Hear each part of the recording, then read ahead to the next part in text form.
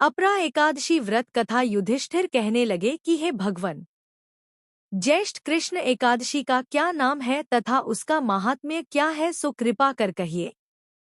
भगवान श्री कृष्ण कहने लगे कि हे राजन, यह एकादशी अचला तथा अपरा दो नामों से जानी जाती है।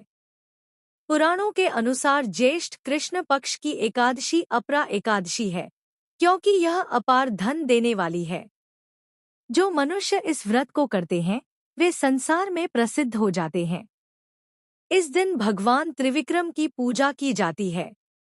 अपरा एकादशी के व्रत के प्रभाव से ब्रह्मा हत्या, भूत योनि, दूसरे की निंदा आदि के सब पाप दूर हो जाते हैं।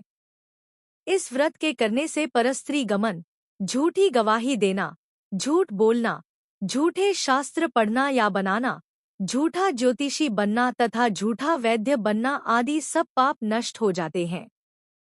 जो क्षत्रिय युद्ध से भाग जाए वे नरकगामी होते हैं, परंतु अपरा एकादशी का व्रत करने से वे भी स्वर्ग को प्राप्त होते हैं। जो शिष्य गुरु से शिक्षा ग्रहण करते हैं फिर उनकी निंदा करते हैं वे अवश्य नरक में पड़ते हैं, मगर अपरा एकादशी का व्रत करने से वे भी इस पाप से मुक्त हो जाते हैं। जो फल तीनों पुष्कर में कार्तिक पूर्णिमा को स्नान करने से या गंगा तट पर पितरों को पिंडदान करने से प्राप्त होता है, वही अपरा एकादशी का व्रत करने से प्राप्त होता है।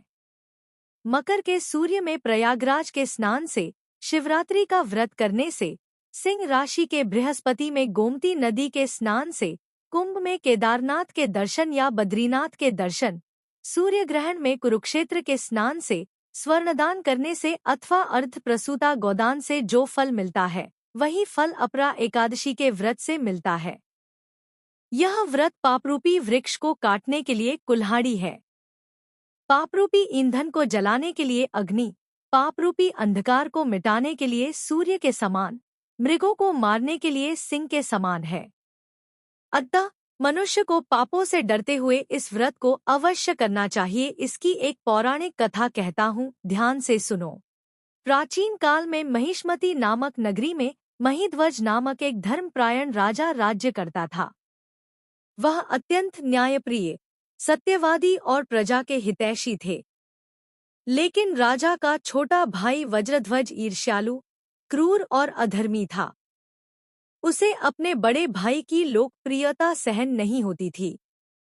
एक दिन उसने छलपूर्वक राजा की हत्या कर दी और उसके शव को जंगल में एक पीपल के पेड़ के नीचे गाड़ दिया। चूंकि राजा महिध्वज की मृत्यु अन्यायपूर्ण और असमय हुई थी, इसलिए उसकी आत्मा को शांति नहीं मिली। वह भूत बनकर उसी स्थान पर रहने लगी और वहां आने जाने वाले लोगों को डराने लगी। यह स्थान भयावह हो गया और लोग उस ओर जाने से कतराने लगे। एक दिन उस क्षेत्र से एक सिद्ध तपस्वी धौम्य ऋषि गुजर रहे थे। उन्होंने योगबल से राजा की असंतुष्ट आत्मा को देखा और उसके कष्ट का कारण जाना। धौम्य ऋषि ने राजा की आत्मा से वचन लिया कि वह किसी को कष्ट नहीं पहुंचाएगा और फिर उसे मुक्ति दिलाने का उपाय बताया। उन्होंने अपरा एकादशी का व्रत रखा और उसका पुण्य फल राजा की आत्मा को अर्पित किया। पुण्य प्राप्त होते ही राजा की आत्मा को शांति मिली और वह पवित्र होकर स्वर्गलोक को प्राप्त हुआ। इस कथा से स्पष्ट होता है कि अपरा एकादशी का व्रत केवल जीवितों के लिए ही नहीं, अपितु मृतात्माओं के उद्धार का भी मार्ग है। पुराणों के अनुसार जो व्यक्ति श्रद्धा और नियमपूर्वक अपरा एकादशी का व्रत करता है वह जीवन के सभी पापों से मुक्त होकर विष्णुलोक को प्राप्त करता है।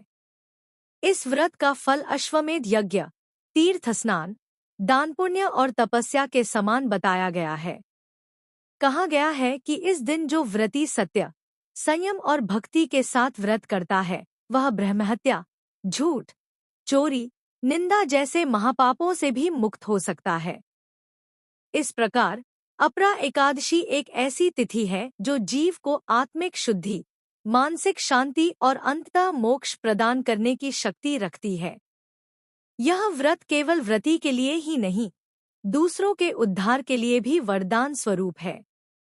यह कथा हमें धर्म, दया और भक्ति की महिमा का बोध कराती है और दिखाती है कि सत्कर्म से आत्मा को परमति प्राप्त हो सकती है।